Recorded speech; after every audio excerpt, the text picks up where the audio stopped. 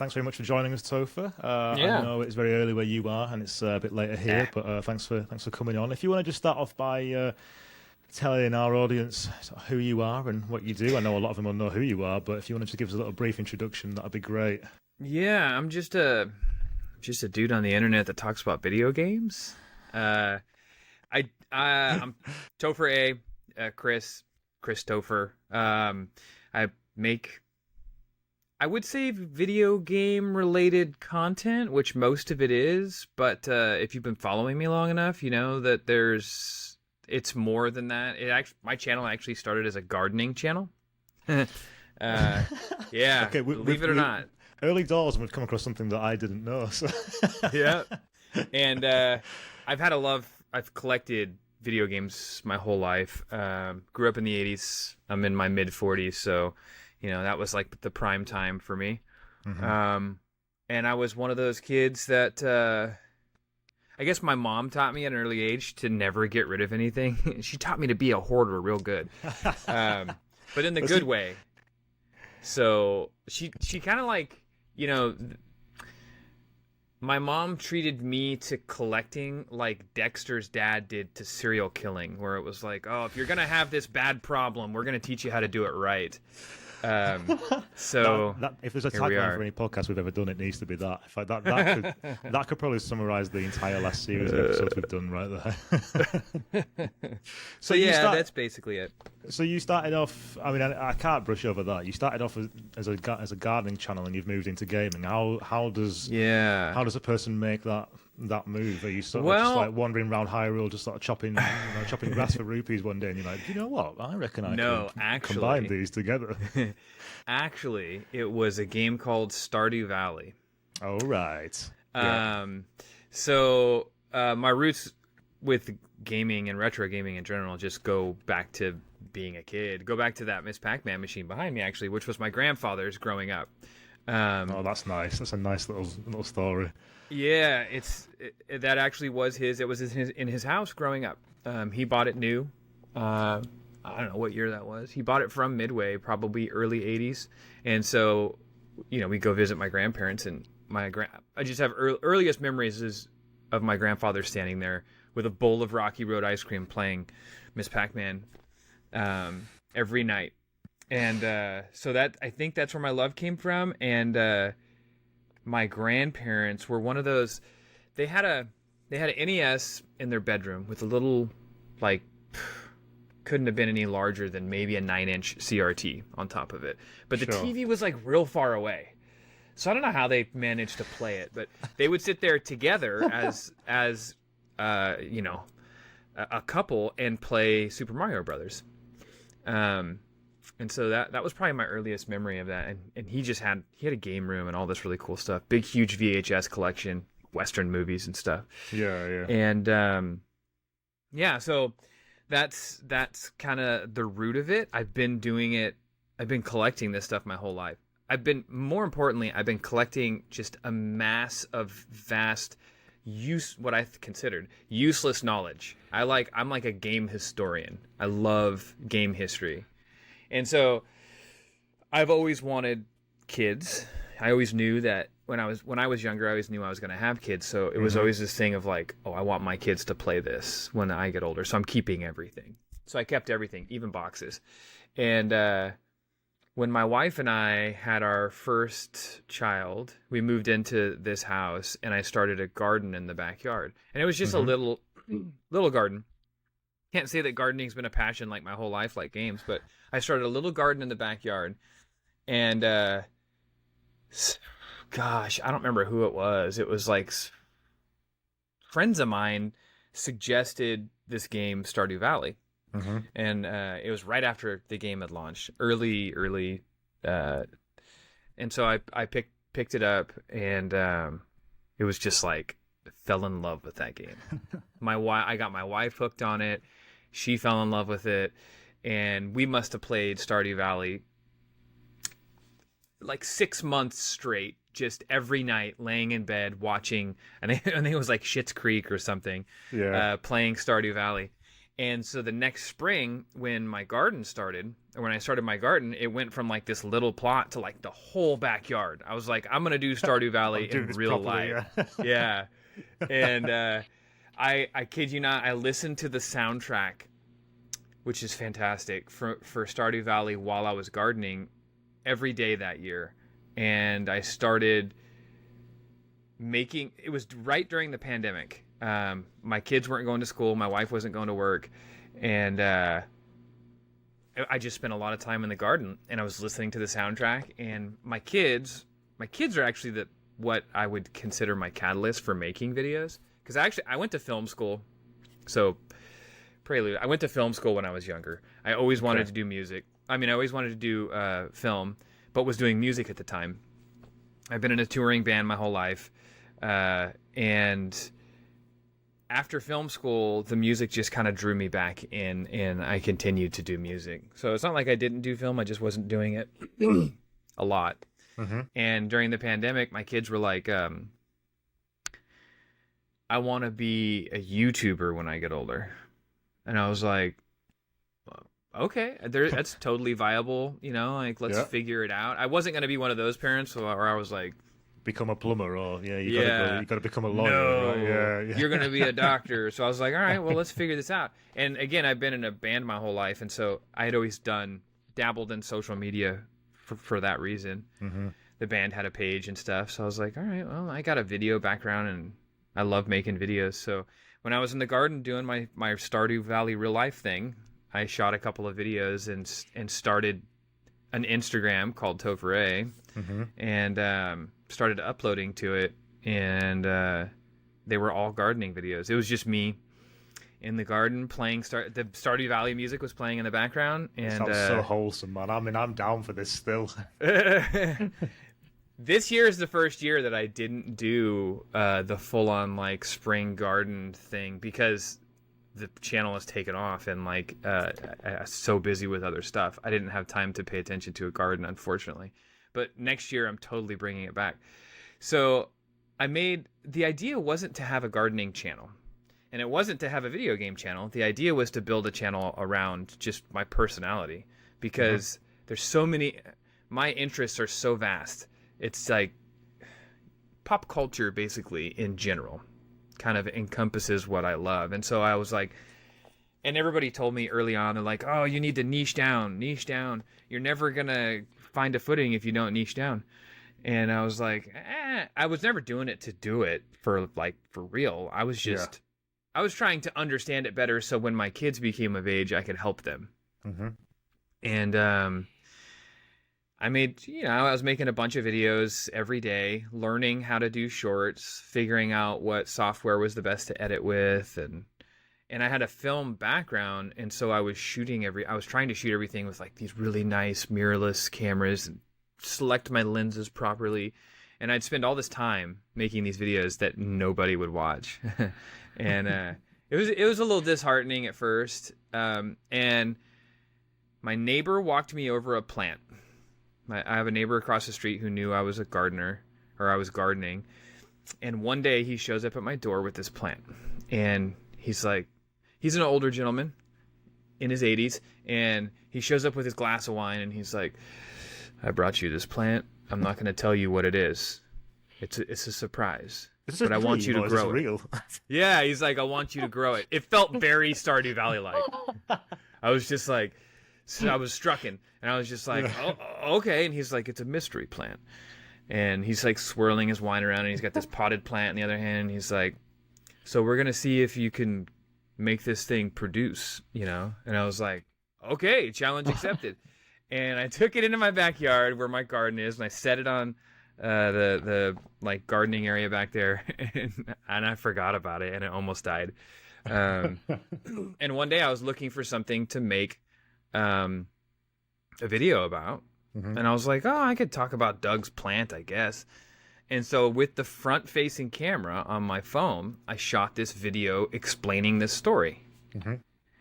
And that was my first viral video. And it was like, it blew my mind. I was like, I had no mic on. I was just talking to the front-facing camera, which 2 years ago, like the quality was not great. Yeah. But that was the moment I realized that like quality really doesn't matter. It's all about storytelling, and if you can be relatable, like it has to be something relatable. And so that whole spring, I turned it into a series called Mystery Plant Theater 3000.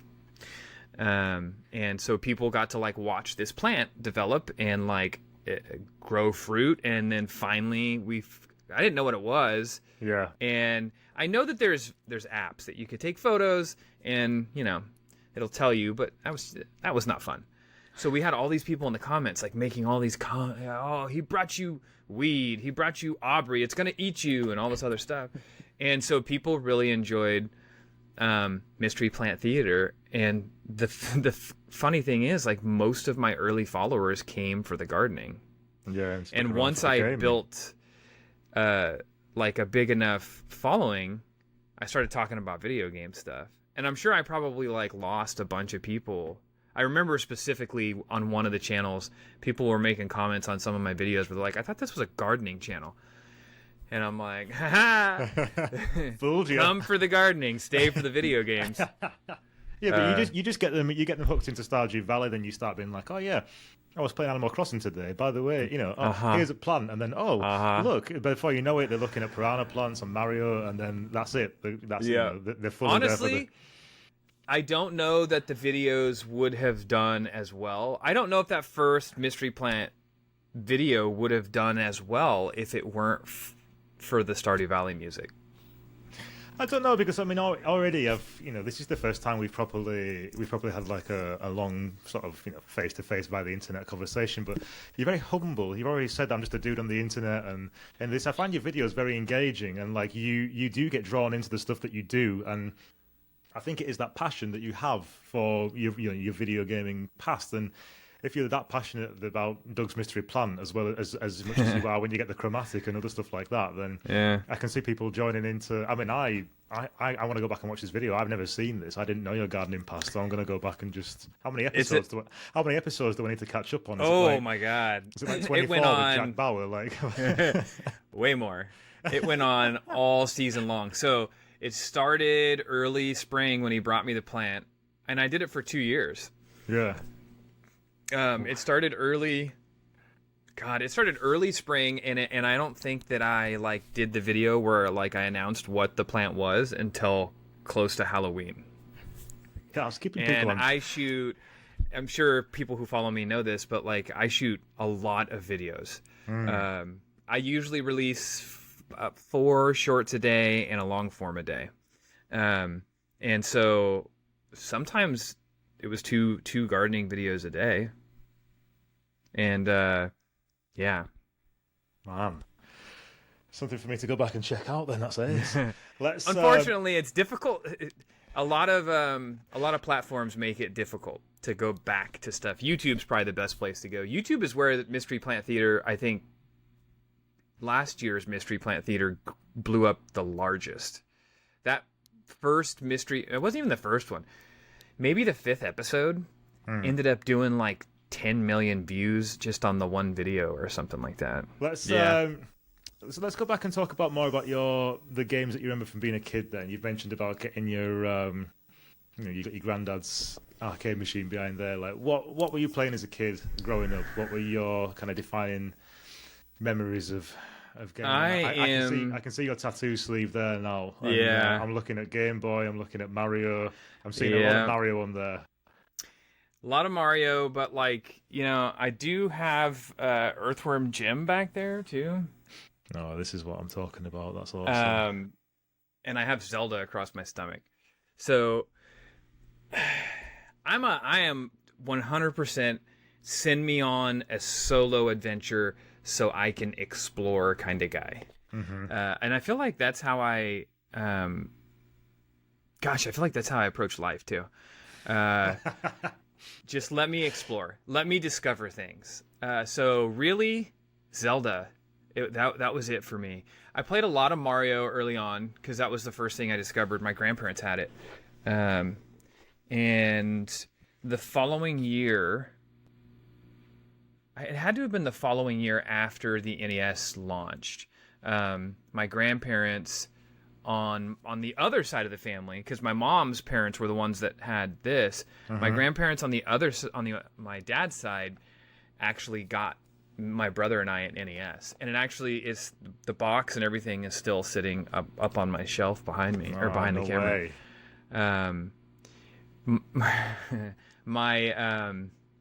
They got us the Mario Duck Hunt combo, came with the light gun. And then we fought over it so badly, my brother and I, that the following year for Christmas, they got my brother his own NES. And at that point, we got the one with the trackpad. Nice. And so the first, when you're younger, especially growing up in the 80s, like early 80s, mid 80s, there was no good way, maybe sans Nintendo Power, there was no good way to source like what was a good game. And your parents, who knew nothing about games, certainly weren't going to research it, or at least mine weren't. So, we would, for birthdays and stuff, we would get like a game, and sometimes it was good and sometimes it was terrible. And even the terrible games were like, I like this game. I have reverence for games that people consider really bad. Yeah. I love Friday the 13th for the NES. I love Monster Party for the NES. Those aren't great games by any stretch. Pretty bad games actually, but I love them because that's what we were bought, and you get bought one game and you're like, well, I'm gonna figure out how to play this game. I'm gonna complete it to the max, and then that's it. Yeah. Yeah. But really, it wasn't until Legend of Zelda, that gold cart, which I have. It's sitting on my shelf. I had WATA grade and encapsulate it for a funny reason. Let me grab it real quick. I gotta show you. Yeah, absolutely. So for the people who are just tuning in on Spotify or Apple Podcasts, Tofer has just left the chair to grab this cart, and I'm looking at his arcade machines behind him. Okay. And so I have proof. Here he is. I have proof of just how nutty I was with this stuff. So I don't remember who got it for me, but somebody got it for me for Christmas or a birthday or something when Zelda came out, and that was when I fell in love with it. My brother and I were still fighting. We had our own consoles at that point, but we were fighting over games. Okay. Because when you're a sibling, especially when you're close in age, you get those joint gifts. We're like, this is for you and your brother, and I'm like, thanks. Now we're gonna kill each other for it. And so they got us Zelda, and yeah, we really fought over the games. And so my dad had bought me a wood burning tool for Christmas one year, which is basically, it's a soldering iron. It's a hot poker you plug into a wall that gets burning hot, and then you can carve your name into wood and stuff with it. Yeah. Right? So my brother and I claimed our stake to our video game cartridges with it. And so my cartridge still has my name carved into it from a wood burning tool. And that's why I had it. I'm not huge into like the whole like grading games and getting packaged games. It doesn't really matter to me. If that's your thing though, it's totally cool, just not really my thing.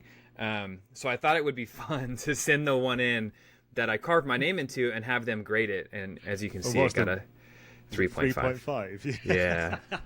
Yeah.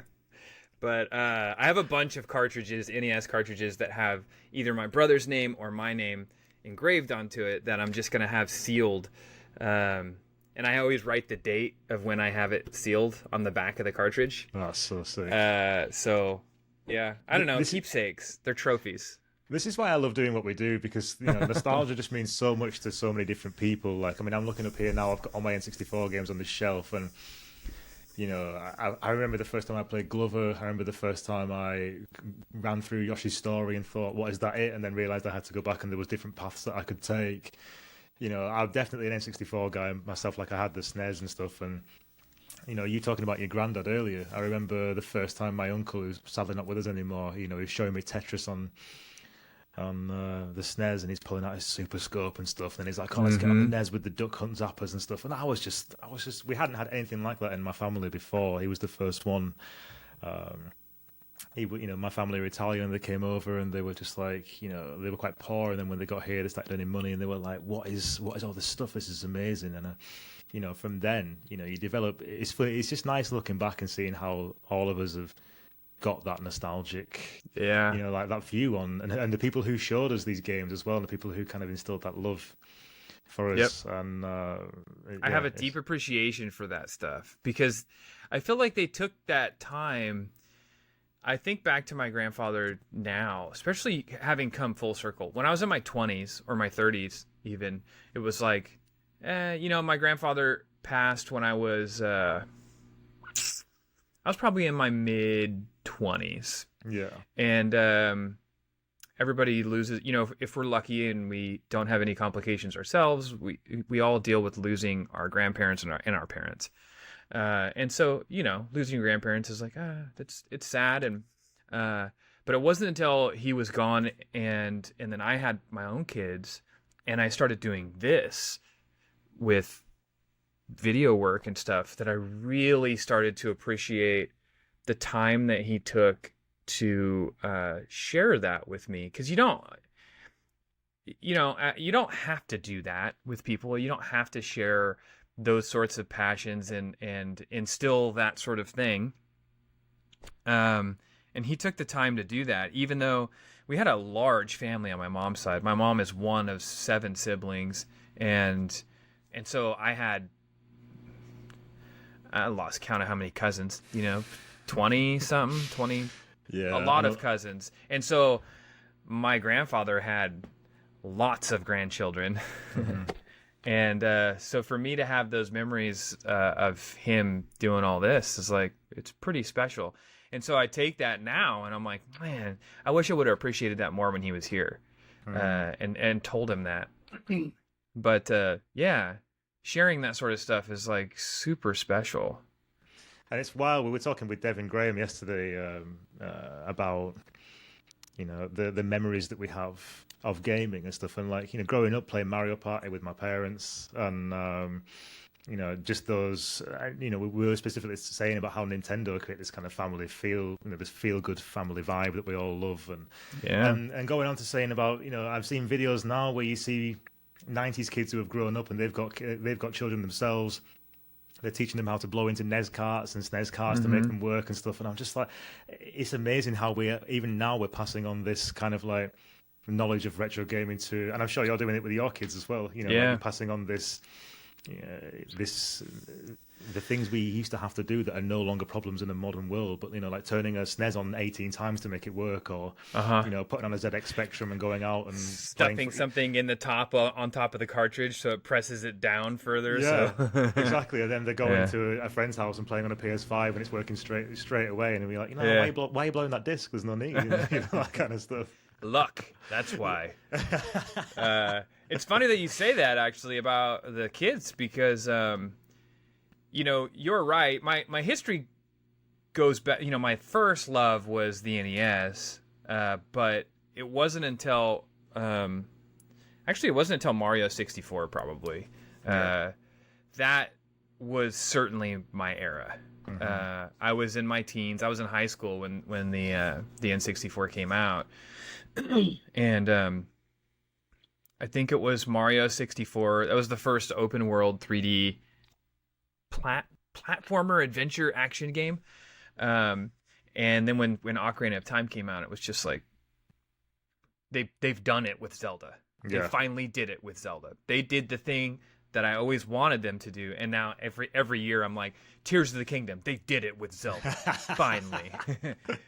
But my 11-year-old son and I are currently playing through Ocarina of Time together on the 3DS at the same time. So I have my 3DS, he has his 3DS, and we're trying to keep level with each other. Like, I don't want him to get too far ahead of me, and I'm not going to get too far ahead of him. Sure, yeah. So you experience it together. That's nice. Yeah. Yeah, and we were playing last night, and I'm shooting little video segments, and I had this moment with him last week where he had finished the first 3 temples, I guess you can call them. You know, he did the Deku Tree, and then we did Mount Doom, and what was the third one? Zora's Domain. Mm-hmm. And then you go back to the castle, and that's when you grow up. That's when the time change happens, and it's 7 years later, and you're adult Link.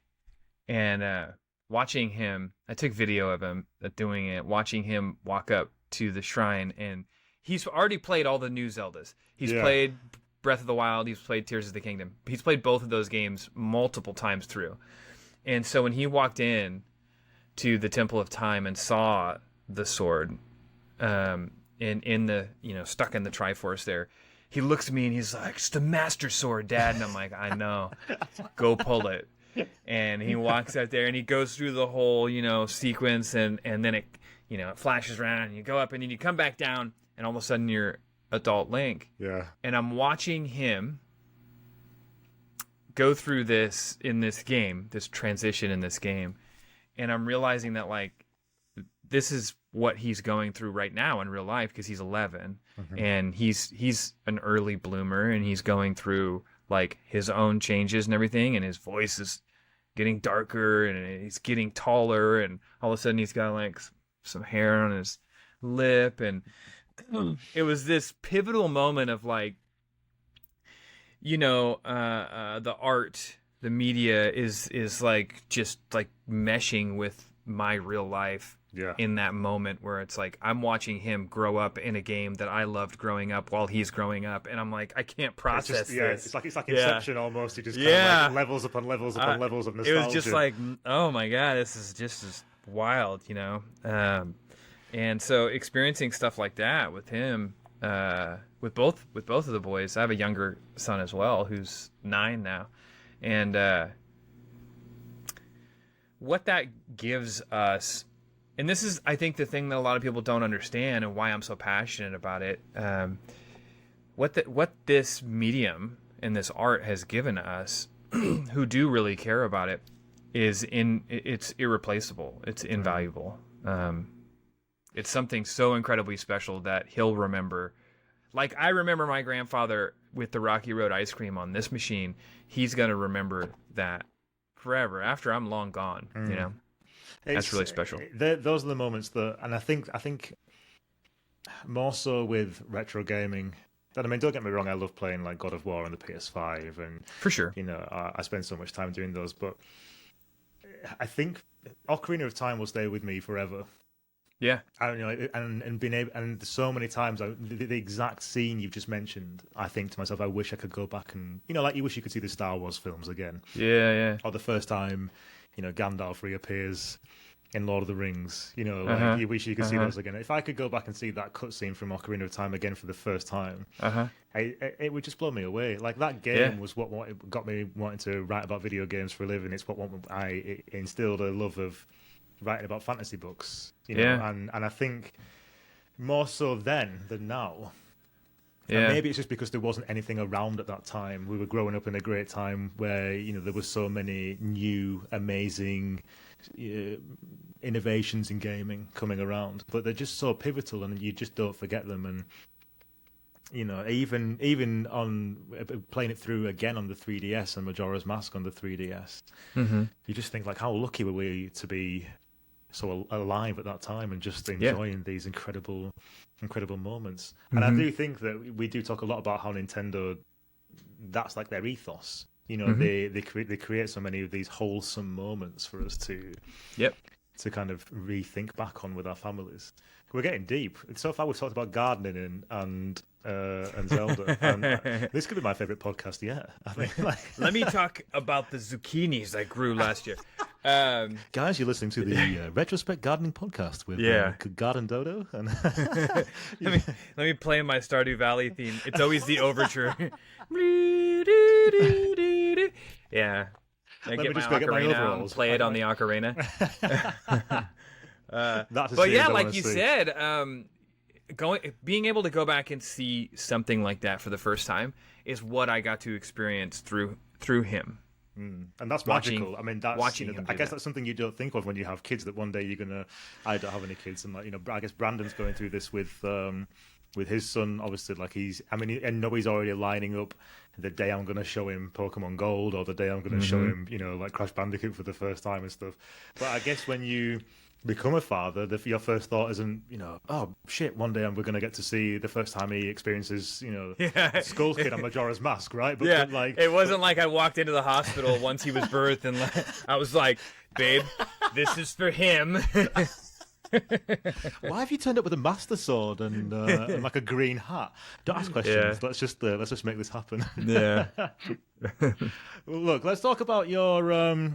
Let's talk about your videos, because obviously a lot of our followers and readers who've come across your work will, they've followed you for a long time. Talk to me. Obviously, we know that you got incredibly into Stardew Valley and started making the videos, but let's talk about how you kind of progressed the channel, what you're up to at the minute, the things that you're, I mean, I know you've just pulled up the chromatic there, and I've recently watched your chromatic video. In fact, let's start off talking about that. How are you feeling about the mod Retro Chromatic? Let's talk about that. I couldn't be more excited. Yeah. What's funny is total transparency, I don't do this for a living. I know a lot of people think that because of the size of my channel and stuff, like I'm like I don't do this for a living. I don't make a lot of money on my channel. It's not the focus. I run a business completely outside of the realm of this. Full-time. It's a family business. I'm third generation there. I'm supposed to be there right now, actually. But I run that business 5 days a week, 9 hours a day. And so what I do here with the video stuff is just because I love it. That's it. Now, that's not to say that, maybe one day there's a paradigm shift and this becomes like my main job. I'd be thrilled to do that. But that being said, I don't I make a video it's a really great question, right? I make a video about the chromatic, and a lot of the comments in the video are like, "Oh, happy payday for you, great, talking great about another product." Full transparency, I don't talk bad about products on my channels. I just don't. And that doesn't mean that I love everything. There's plenty of things that I get sent that I don't like. There's plenty of games that I don't necessarily love. I just don't talk about them. So I truly believe in fostering a positive community of people to be around me, to be around the community. I don't want to build a community based upon that game that I can't stand or that company that I don't like. I want to build a community about the stuff that we all love. I'd rather share in loving and building stuff up than hating and tearing stuff down. And I know there are plenty of channels that, in somewhat a joking manner, love to, write bad reviews, and it gets you clicks, I guess. But, then you're fostering a negative community. So that being said, when I am super enthusiastic about something like the chromatic, and you see that on my channel, it's not because Mod Retro is paying me. It's because I really love that thing. I only talk about the things that I really, really love. And I really love the chromatic. And for multiple reasons, not just because... And I met the guys totally by happenstance. They didn't seek me out as we need to find that one retro dude that could get our message out. And I wasn't like, I need to find that one retro company that's going to pay me a bunch of money to talk about their product. We were at a convention. I was invited to the Southern California Retro Gaming Expo to do a panel about content and stuff. And so I went down there, and which is another weird thing that has happened because of this channel. People ask me to come places and talk. Yeah, but how amazing is that, though? You've just weird. Said, you get to do what you love. You're working hard all day, then you get to come home and do all these amazing things that you just, keeps me sane, man, to be honest with you. So I was at this convention, and Mod Retro was on the outside of the hall. They were 2 hallways, and then the big convention floor. And one of the hallways I hadn't even gone down because I always entered in this way. It was the main entrance. It was also the same convention that hosted the Tetris World Championships last year, or this year, in June. The one that like Logan showed up to and tried to like... Tried to beat Blue Scooty and see what happened. Good luck, Logan. And so I always entered in this other way, but the panel rooms were on this side. And so my panel was on Sunday midday. Right at the end of my panel, somebody pulls the fire alarm to the building. I don't think it had anything to do with me. It's not like they were like, to hell with Tofer. But it just happened. Somebody pulled the fire alarm, and so we all had to exit out through this way that I hadn't been before. Sure. And when we were exiting out, I walked by this beautiful booth that has these colorful handheld devices just all lined up under a glass case, and they had a sofa with a TV, and I was like, what is this? So once the fire alarm situation like commenced and we came back in, I'm like, I gotta check that thing out. So I walk over and I was like, what is this? I'm a handheld gamer. That's where I prefer to game. Mm-hmm. I have a whole collection of handheld games that are, or consoles that a lot of people probably never even heard of. And I'm like, what is this? And he's like, oh, this is the new Chromatic. I had just purchased, my wife, I had just purchased at the convention my 3rd Analog Pocket. I bought another one because they had a pink one there, and my wife is like she's having Logan Paul dreams where she's like, I'm going to be the champion one day. And I'm like, okay. You need the Analog Pocket to practice on then. Yeah, so I'm going to get you an Analog Pocket. So I look at it and I'm like, my first thought is, because I love analog. I think what analog does is really, really great too. And I asked him, how is this any different than the Analog Pocket? And he's like, well, you should play it. Okay. So, well, what does it play? It plays Game Boy and Game Boy Color cards. And I'm like, yeah, my Analog Pocket could play everything, man. Yeah. You know, does it play TurboGrafx games? You know, and and they're like, no. Do you want a machine that is the best at what it does? The one thing it does, it's the best at, or a jack of all trades that plays everything pretty good? And I'm like, okay. Now you're listening, yeah. Go on. And they're like, so just why don't you come over here and sit down and play it? And in a second I turned that thing on and saw the screen, that was it. It was like, what have you guys done here? You know, what kind of magic trickery are you doing on the screen? You know, what kind of like up-resing and upscaling and pixel doubling? And they're like, none of that. And I'm like, what do you mean none of that? And he's like, that screen is a 160 by 144 pixel backlit panel. And I'm like, they don't make those anymore. And he's like, yeah, we're making it for this. Yeah. We're having this produced for this. And I was like, that's bold. You are in an uphill battle, man. Like, you do realize that like we got the Ambernick and we got like all these devices that can play these games, and some of the, you know, I prefer to play my media physical. Mm-hmm. Especially when it comes to cartridges, and I'm always a component for like, or a proponent for playing on like as close to native hardware as possible. That's where your experience is going to be the best. That's where your latency and everything is just going to be like super tight. And after I played it, I was just like, wow, I'm sold. Yeah. But you guys are going to have a really hard time selling anybody else because.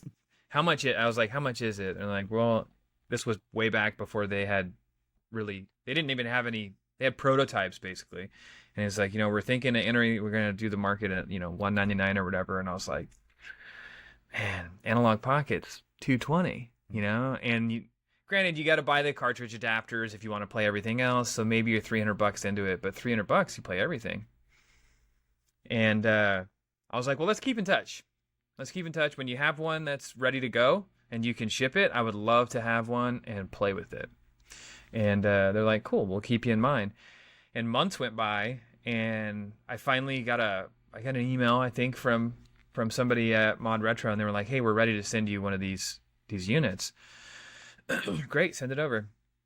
So they sent me this orange one. which is like my channel colors, right?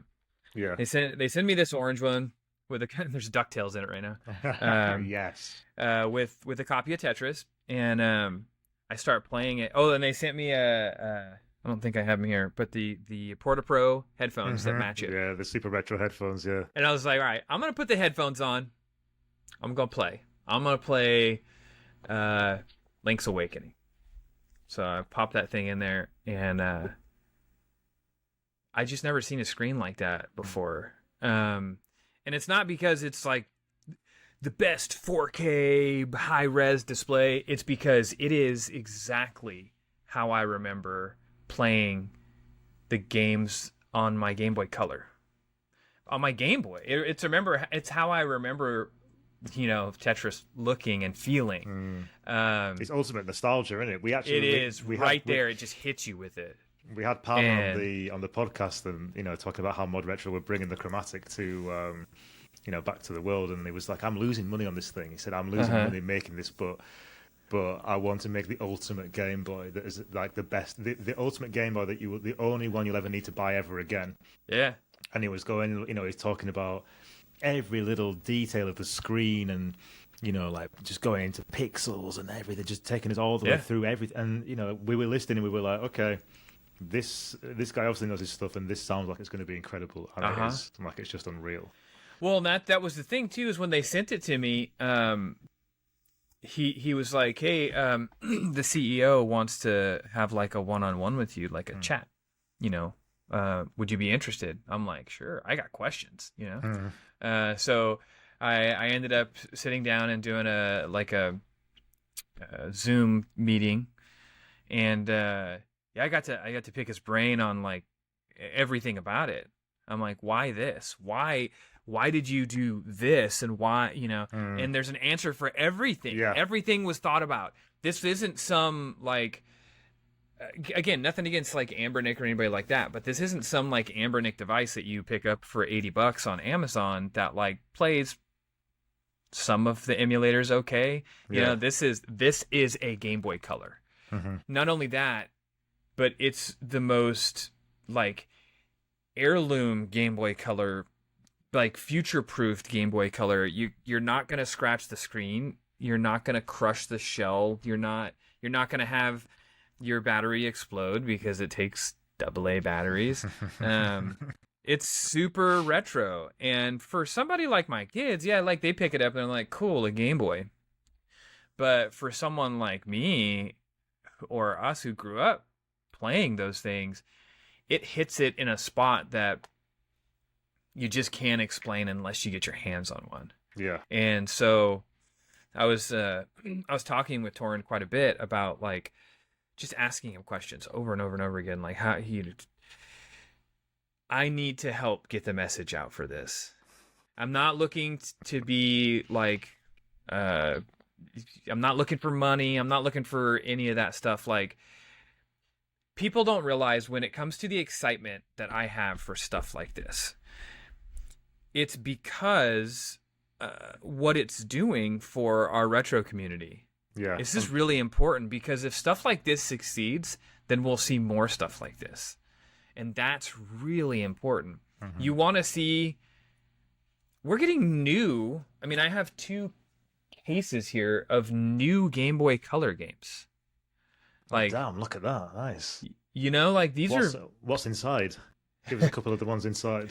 Let's see. The one that I'm enjoying the most at the moment, some of them I haven't had a chance to play yet. But I'm really enjoying Tales from Monsterland. That's launching with the Chromatic. I'm really enjoying Dragonheim. Okay. I don't know if you've tried Dragonheim yet. Yep. It's a very Link's Awakening sort of game. Even though it's an old game, like the reissue of Tokitori, I think is really, really cool. Just classics, isn't it? It's amazing. Shanty, I haven't checked out much of Shanty yet, but Shanty seems like a really cool game. Hermano.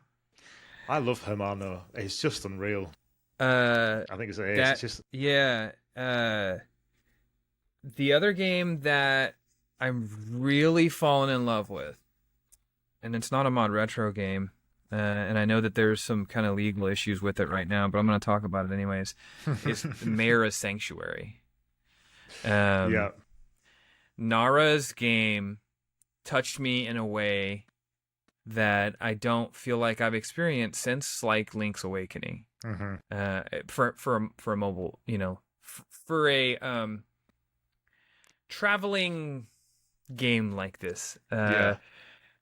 And you know what's crazy is there's really not much to it. There's not much to Mara Sanctuary. I don't know if you've played Mara Sanctuary or not. I have, yeah. It's incredible. We had Anthony was with us for a little while at Retro Dodo, so like we were chatting about we got to hear about the journey and in making it and stuff, and it's a great game. It's amazing. It's fantastic, and like I know that there have been like some complaints, or not even complaints, but like they're like, oh well, it's got combat, but why is there combat? And it's got and it's short, and it's like, yeah, but if the experience is that good, none of that matters. Yeah. None of it matters. Length of game doesn't matter.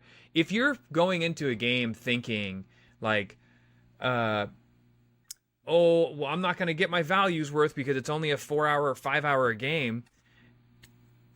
Like, how silly is that? Like, it's about the experience.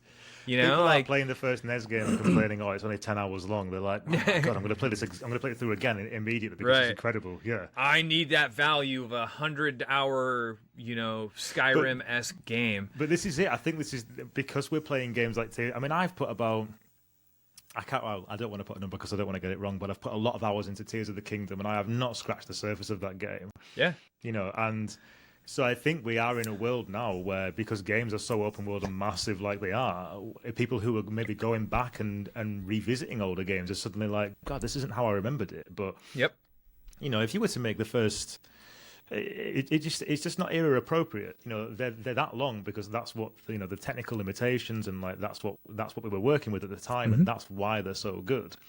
Ocarina of Time is the perfect length. I don't want it to be any longer. I don't want it to be any shorter. Like, it's great. It doesn't. We don't need to go back and change that. I do think Tears of the Kingdom could be too big. And this is a bit of a controversial opinion. Like, I think it is. It's one of the biggest things I've ever played. Yeah. And sometimes I go into it, and I'm just so overwhelmed because I'm like, I don't know what to do first. Right. I don't know where to go. I don't know what to do first. And so I'm like, oh, maybe I'll just go this way, that way. It is a conversation we have quite a lot here about. I do love the new formula, but if you pick up like a copy of Majora's Mask or something, or Ocarina, it's just those classic Zeldas just hit differently every single time.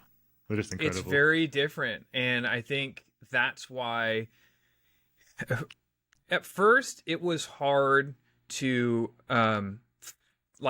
really formulate the sentiment or the feeling as to why I care, why I'm so enthusiastic about stuff like the chromatic.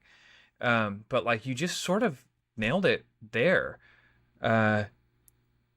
It's giving us the chance that grew up with it to then pass that down and like give our kids the chance to re-experience this sort of stuff. And it gives us the opportunity to get new things like Mayor of Sanctuary, Dedius,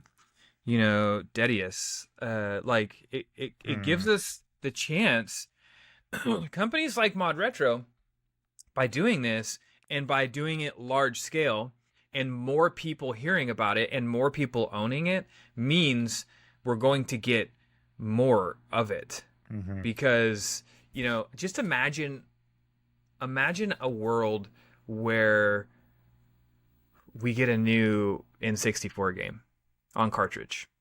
It's not that far away. We're getting an analog, 3D. So we're not that far off. And just how incredible is that going to be when we're going into, most of the game shops are closing down over here now, but they still buy them in supermarkets. If we walk into Tesco's and just see the Switch games, the PS5 games, and then an N64 box, I'll blow my mind. It'll just be like I've gone back 30 years. It'd be insane. One of the best things that Mod Retro did was, and I know that this probably is, I don't want to say controversial, but for some people, is partner up with GameStop for a retail exclusive color, for that GameStop exclusive color. Now it's in a retail store. You don't have to go online and like hope that it's going to be this experience that this bearded guy online told you about. You can go walk into a store, you know what I mean? And you can get your hands on this thing and feel it. Because I promise you, if you have reverence for the Game Boy and you pick this thing up and you see this display, it'll blow you away. There's nothing else like it. I quite like the idea of you just turning up at my door with a glass of wine and this mod retro chromatic, like Doug with his plan, being like, "I want you to play this." And then be like, "Okay, like, I think you'll love it." And then be like, "Oh, okay." And then I start like a YouTube channel about me just playing the mod retro. Like, see, it's a mystery. Doug, it's a mystery console. But I did that recently with a local game shop, one of my favorite game shops here locally. I walked in with a chromatic. And I know the guys, you know, like they all know who I am. And so I walked in and I was like, "Give me the employee here that knows the Game Boy the best. I want your Game Boy connoisseur." And it's a big Game shop. Yeah. Bring him to me. And I'm taking video of this whole thing. Comes out and it's just coming out with like all like dressed like Link or some like Killer Instinct, like full. I'm throwing those little out. poppers on the ground. And so he comes out and he's like, you know, "What's going on?" And I'm like, "I want you to sit down. Let's walk over to your shelf." And this store has like hundreds of Game Boy and Game Boy Color games there. Let's walk over to your shelf. I want you to pick out your favorite Game Boy Color game, and I'm going to have you play it on this. And I just want you to give me your thoughts on it in real time. He's never played it before. It was very genuine. It wasn't staged. I know a lot of people will watch the video and comment, and they were like, "Whoa, this was all scripted and staged." It wasn't staged. It wasn't scripted. None of my stuff is scripted. And I got his genuine first impression on the chromatic. Somebody who grew up playing a Game Boy. And that was really, the idea was to go in there and just shoot this really raw reaction of like somebody re-experiencing something from their childhood. Because you could put it, nothing against Analog. I love Analog. I've never worked with them as a company, so and I own a lot of their products. I think I own all of their products, actually. You could put that Analog in front of somebody, they pop the cartridge in, and when they turn it on, they're like, "Oh, this is cool." It's like a modern, like a modern experience. You got save states, and it's a nice screen, but it's upscaling. Yeah. And not every screen was the same. When you put the chromatic in front of them, it's different. You turn that thing on, and it's an experience. Like, it doesn't make you feel like, "Oh, they brought that thing from my childhood into 2025." You turn that on, and it's like you're sucked back to 1998 or whatever. And I'm back whoa. at the top of the stairs playing Pokemon, trying to have the last couple of seconds before as my food's going cold. And my mum's sort of saying, "Get your ass down here now," and I'm like, "Yeah, but I'm almost there." Exactly. There. So what other handhelds have you got then? Because you mentioned you just said like you've got some handhelds that you. Oh God. Tell us about some of the ones that you're. I don't want to say most proud of, but the ones that you kind of look at and you're like, "Yeah, that's my favorite." I guess it's like picking a favorite child in it, but yeah, my oldest is definitely. Okay, we're ending the podcast there. Can we scrub that? I'm going to start off with that bit. Well, we make little shorts to go on Instagram, and if you get tagged in one that just says, "Yeah, my oldest is my favorite," then my son is going to be like. My oldest son's gonna be like, "I knew it, Dad," and my youngest son's gonna be like, "Fuck you." Yeah, but you're just making them fight like you had to do with your brother. They're gonna be fighting. They're gonna be putting their signatures on their own cartridges and stuff. But if they do this to any of their cartridges, I'm gonna be pissed. If you find the chromatic with your son's name carved into it. No. Well, the good thing is they can't. And they can Sharpie it, I guess. Boy, my handhelds. Yeah, gosh, I have so many. I have these like IKEA shelves that are all lit up with all my handhelds in there, and I am so as much as we are talking retro. I do love playing modern games. I love I love the fact that we are living in an era to go completely to pivot completely in the other direction from the chromatic. This is all the way on this side. Like this is going to be all the way on the other side, right? Like, I think the fact that we have stuff like the Ally or the Steam Deck or whatever, the Legion Go or whatever your pocket PC of choice is, the fact that we have that stuff, the options are like limitless now. I could take the new God of War on vacation with me.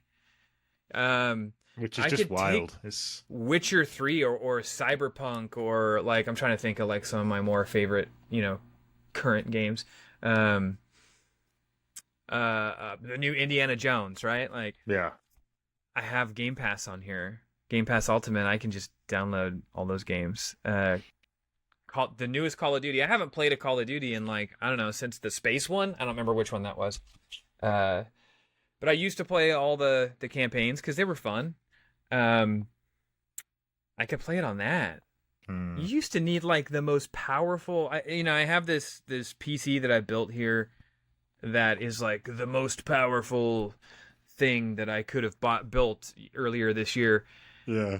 I can't think of any game that runs on that won't run on my Ally. Maybe I gotta turn the settings down a little bit, but when you're playing, on a screen like that, it don't matter. It's playable. It's mad that I logged into my PlayStation here in my house when I was in Vienna recently, and I logged on and turned it on, and I was playing God of War, about 1,000 miles away, and I was just like, back when I was a kid, this is like the kind of shit the Power Rangers used to pull out, or like VR Troopers. I was like, you left your N64 at home. There wasn't, the controller barely made it to the sofa, never mind to next door's house. Then when the Waveware came out, I was like, this is the pinnacle. Nothing can get better than this. Yeah. Again, when the Wiimotes came out and stuff, and I was like, nothing can get better than this. And then I'm 1,000 miles away playing God of War, and I'm just like, the world's mad, but it's incredible. But I think I recently, like 2 days ago, did a video, a long form video on my YouTube channel about the PlayStation Portal update. That we just got, that allows you to, that opens up the cloud streaming beta. Granted, you need internet to do that, and with something like an Ally or a Steam Deck, you can go into offline mode and still play some of those games. But the idea of that, the Switch is a really good example, actually. The Nintendo Switch is probably, we are going to look back in 30 years. Hopefully I'm still here. We're going to look back in 30 years and go like, the Nintendo Switch started it all. Because I think that's a place that we're going to be at in the future.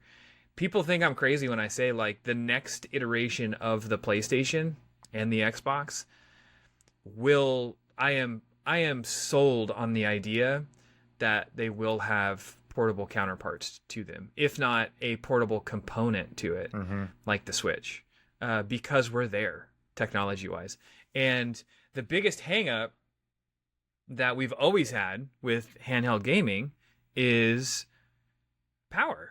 Like you had the Super Nintendo and the Game Boy, and the games weren't the same. Nintendo couldn't just go like, let's put the Super Nintendo game on the Game Boy. The Game Boy didn't run it. And then you had the Game Boy Advance, which could now run Super Nintendo games, but we were already at the GameCube at that point. So the Game Boy Advance wasn't running GameCube games. Certainly wasn't. Even DS, you get into like DS, 3DS era, or the PSP or the Vita, you get into those eras. And people blame Sony for like killing the PSP or the Vita. What killed the PSP and the Vita, and maybe the attention that Sony, the lack of attention that Sony paid to those consoles towards the later end of their life probably didn't help. But what killed it is Sony couldn't just take their AAA game and go, here it is on a Vita. Sure, you can't do that. So like when you want to play as Nathan Drake on the go, you have to play Uncharted, Golden Abyss. whatever that one was called. You had to play that one. You couldn't play Uncharted 3. You couldn't play Uncharted 4. You had to play God of War Chains of Olympus, which was good. Yeah. But that's another game that had to be developed by another studio. You couldn't just play God of War 3. Nintendo finally did it with the Switch. They've always had the home console that plugged into your TV, and then they had their handheld counterpart. The Game Boy Color, the Game Boy Advance, the DS, the 3DS, whatever. This time, they finally did it. They did that thing where it's like, oh, this is my console. Oh, also, I could just take it with me. And people, you get the graphical fidelity nuts that are just like, yeah, but it's not, and it's not a proper console. 4K, and it's not. Show me a game in this last gen that as far as like experience, outperforms Breath of the Wild or Tears of the Kingdom. There's a few that are on par, but those games, and Super Mario Odyssey for that matter, like you look at those games, and those games are like perfect examples as to why at the time, 7 years ago or whatever, however long ago that was, like it didn't matter. Nintendo's a perfect example of that. Like, it's about the experience. And this is what I learned about making content early on is like, oh, I don't need to have all that fidelity. It doesn't need to be on a perfect mic shot with a 4K camera with the perfect lighting that makes my beard glisten or whatever. Like, it could be on the front-facing camera. It could be pixelated. It could look like total shit. As long as you're telling a good story that people can relate to. That's all that matters. So as long as somebody's enjoying what you're bringing to the table, and it's as we said multiple times through this podcast, like Zelda's about the experience, it's about the adventure, it's about taking you into a fantasy realm where you forget that you need a bill to pay, or you forget that the dishwasher needs emptying, or and everything, God, you're reminding of all the things I need to do when we're done same here. Here, man. That's why I just looked at the time and I was like, I've got all these things to do after this podcast, and it's already 5:30. I gotta go to real work. It takes you into a different place where you can just forget all those things and you just live in the moment. And for me, again, why do we go back to Ocarina of Time on the N64 when we're in a world of 4K and teraflops and all this kind of stuff? Because those adventures are incredible. The story writing is amazing, and from a writing perspective, everything about them is perfect. And we go back to these retro things not because they look great, and arguably they will look. I'm looking forward to seeing what happens with the analog 3D and putting them in there. But I'm playing. I've got Banjo Tooie still in here. And I love every second of it. It doesn't look great. It skips a little bit. It lags sometimes, but it's brilliant. Because I love rare games, and I love Donkey Kong 64, and I just love the narrative in them and how they let me feel, and that will always win out for me every single time. Yeah, I totally agree, and it's something. Going back to my handheld gaming collection, over the years, I've always bought into like.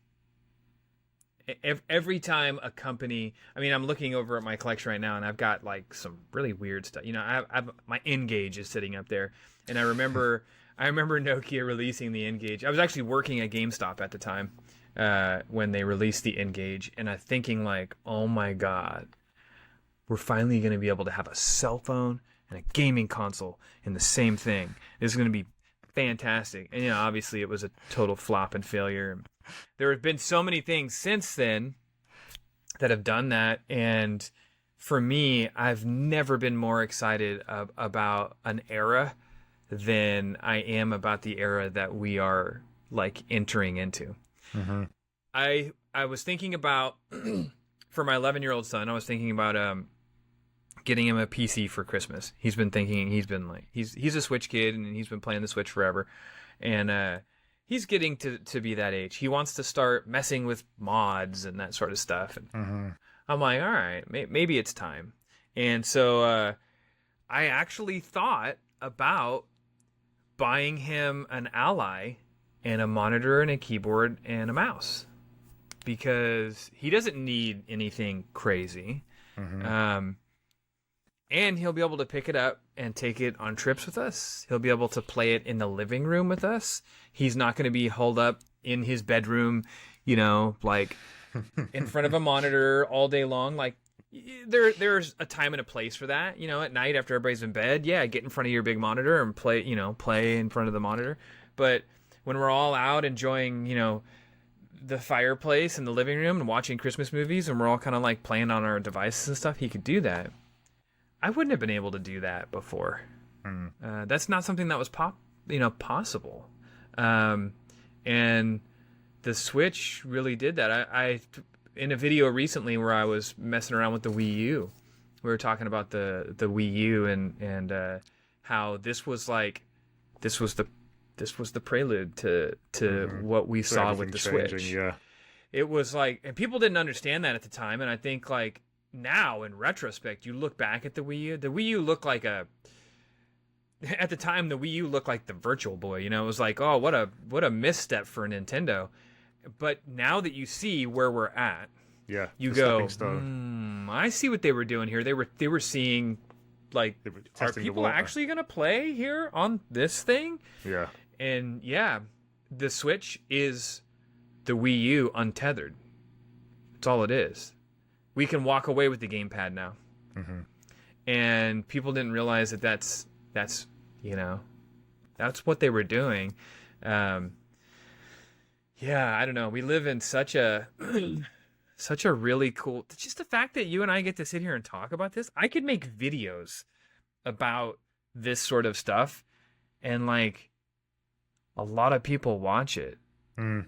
That knowledge, that useless, what I considered, my parents and everybody used to call like useless knowledge of just like vast video game nonsense or pop culture nonsense to begin with, is like, I'm glad that I hung on to all Absolutely. that stuff. And I'm glad that, it's amazing that, we're on opposite side, well, not opposite sides of the world, but opposite sides of a vast body of water. And we can, we're talking about experiences that, we've grown up in different places and we've both had the same experiences, and it all leads you back to this amazing retro community that we're in, which is incredible. We're going to have to, I think we're going to have to call it there, man, but we'll have to get you back on again because I want to talk more about the handheld collection that you've got and dive into more of those things. So if you're willing to... we can look at some interesting things that I got here. Yeah, absolutely. I recently came across a Sega Jet that I've been wanting to do a video on, so... That'd be great. There's all kinds of interesting things. We can look out for that and get you back on and dive. We can have a proper handheld episode. And I'll just set them all up on my desk, bring them all out of the case, and we'll just do like a 3-hour episode. We'll just get like different cameras, and we'll start at a time that's better for you, and we'll just go through all of them, and it'll be great. Yeah, I'm all for it.